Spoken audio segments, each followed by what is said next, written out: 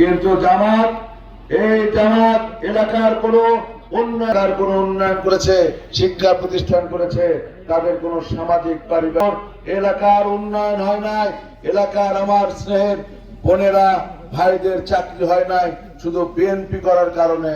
BNP সেই রাষ্ট্র কাঠামোর প্ল্যান সৃষ্টি করে 31 দফা বাস্তবায়নের মাধ্যমে এই বাংলাদেশকে নতুন রূপে রূপান্তরিত করা, যেমন আমাদের শহীদ রাষ্ট্রপতি জিয়াউর রহমান 19 দফা কর্মসূচির মাধ্যমে এই বাংলাদেশকে সবুজ বিপ্লবে স্বনির্ভর হিসেবে গড়ে তুলেছিল এবং এই বাংলা পূর্ণতায় ভরে দিয়েছিল আমাদের শহীদ রাষ্ট্রপতি জিয়াউর রহমান। 12ই ফেব্রুয়ারি নির্বাচন, এই নির্বাচন অত্যন্ত গুরুত্বপূর্ণ নির্বাচন।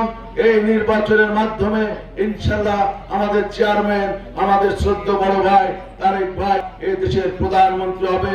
প্রধানমন্ত্রী হয়ে যেমন আমাদের এই বগুড়ার পুণ্যভূমিতে জন্মগ্রহণ করে এই দেশ ও জাতির উন্নয়ন করেছিল, আমাদের মা মরমা দেশনেত্রী বেগম খালেদা যেমন দেশ ও জাতির উন্নয়ন করেছিল, এই মা বোনদের জন্য মহিলা ব্যবস্থা ফ্রি করে দিয়েছিল আমাদের মরমা দেশনেত্রী বেগম খালেদা জিয়া।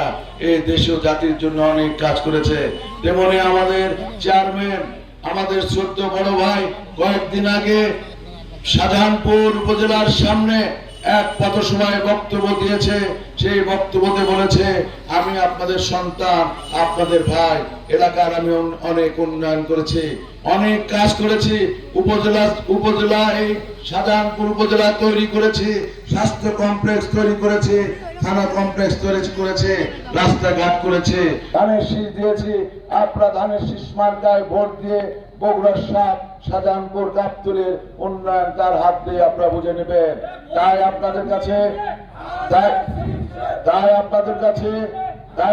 কাছে অনুরোধ থাকবে, যে দলের এলাকার কোন উন্নয়নের ছোঁয়া নাই, যে প্রার্থী, পাত্র আর প্রার্থী, পাত্রকে মানুষ দেখতে চায়, পাত্রকে মানুষ জানতে চায় যে সে সরকারি চাকরি করে কিনা, সে বেসরকারি চাকরি কিনা, উনি যে প্রার্থী হয়েছে ওনার এলাকার উন্নয়নের ছোঁয়া কি, ইনি কি এখানে 1 কিলো রাস্তা করেছে, না উনি কোন স্কুল কলেজ করেছে, না ধর্মীয় প্রতিষ্ঠান করেছে।